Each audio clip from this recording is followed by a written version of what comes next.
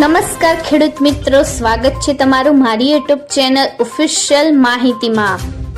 તમે ગુજરાતના તમામ માર્કેટયાર્ડના ભાવ, ખેતીને લગતી તમામ માહિતી અને ખેડૂતોને ઉપયોગી એવી તમામ માહિતી સૌથી પહેલા જાણવા માંગતા હો તો મારી ચેનલને સબસ્ક્રાઇબ કરી લેજો, જેથી અમારા દ્વારા આપવામાં આવતી માહિતી તરત જ તમને મળી રહે। તો ચાલો જાણીએ આજના એરંડા વિશે।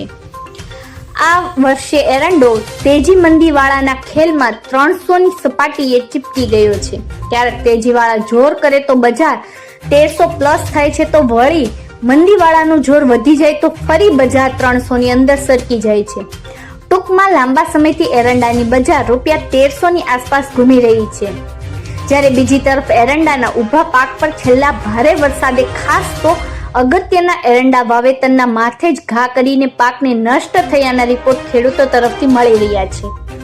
બનાસકાંઠાના વાવ, સુઈગામ, થરાદ, ભાંભર જેવા વિસ્તારોમાં ખેડૂતો કહે છે કે ખેતરોમાંથી પાણી સુકાય તો બચ્યા કૂચ્યા એરંડા ઉપર સીધી રોટરી ચાલશે, પણ જમીનના લેવલે પાણીના તળ આવી ગયા હોવાથી ખેતરોના પાણી સુકાતા નથી કે જમીન સુકાવાનું નામ લેતી નથી।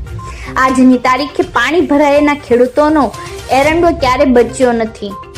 મિત્રો, વાવ પંથકના એક ખેડૂતે કહ્યું છે કે સરકાર અમારું ન માન્ય રાખે તો જેમ સેટેલાઇટ ઇમેજ દ્વારા મગફળીનું સર્વે કર્યું એવું કંઈક એરંડા પાક અંગે સેટેલાઇટ ઇમેજ દ્વારા ખેતરોનું નિરીક્ષણ કરવામાં આવે તો ખેડૂતોની વાત સાચી લાગશે।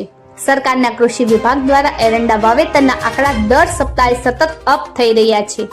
તે ખરેખર તો નિષ્ફળ પાકનો સર્વે કરીને બાદ કરવા જોઈએ, પરંતુ એવી દાનત કોની હોય? કચ્છના રાપર અને ભચાઉ પંથકના વાવણીના સમયે વવાયેલા પાક પણ જ્યાં પાણી ભરાવાની સ્થિતિ ઊભી થઈ છે ત્યાં મુરઝાઈને છોડ બળી ગયા છે। ખેડૂતો હવે એમ ફરી એરંડાનું વાવેતર ન કરતા રાયડા જેવા પાકનું આયોજન કરવા લાગ્યા છે। સરકાર આખા કચ્છનો સર્વે ન કરે પણ રાપર અને ભચાઉનો સર્વે કરે તો પાકની સાચી સ્થિતિનો ખ્યાલ આવી જશે। મિત્રો, સૌરાષ્ટ્રના છૂટાછવાયા વિસ્તારોમાં વવાતો એરંડો ભારે વરસાદની જટાથી બચાયો ખેડૂતો કહે છે। આ વખતે સૌરાષ્ટ્રમાં ઓછા વરસાદને કારણે લગભગ વિસ્તારોમાં એરંડાનું પાક સારું હોવાના ખેડૂતો દ્વારા સમાચારો મળ્યા છે। અત્યારે એરંડાની ગુજરાતમાં પીઠાઓની કુલ આવક 25,000 થી 30,000 બોરીની થઈ રહી છે। તેજી આવે તો ખેડૂતો માલોની થોડી આવક વધતી હોય છે, ક્યારેક ભાવ ઉચકાય છે તો વળી 2-4 દિવસ પછી તેજીવાળાના મંડાણ ઓસરી જાય છે। મિત્રો, દેશ આખામાં ગુજરાત માત્ર એરંડાનું વાવેતરમાં ટોચ ઉપર છે, પણ છેલ્લા 4 વર્ષમાં ખેડૂતોને એરંડો વાવીને કમાવાની તક ક્યારેય મળી નથી। જ્યારે બીજા નંબરે રાજસ્થાન કહી શકાય, બાકી દક્ષિણના આંધ્રપ્રદેશ અને તેલંગાણામાં ઓછા પ્રમાણમાં એરંડો વવાય છે।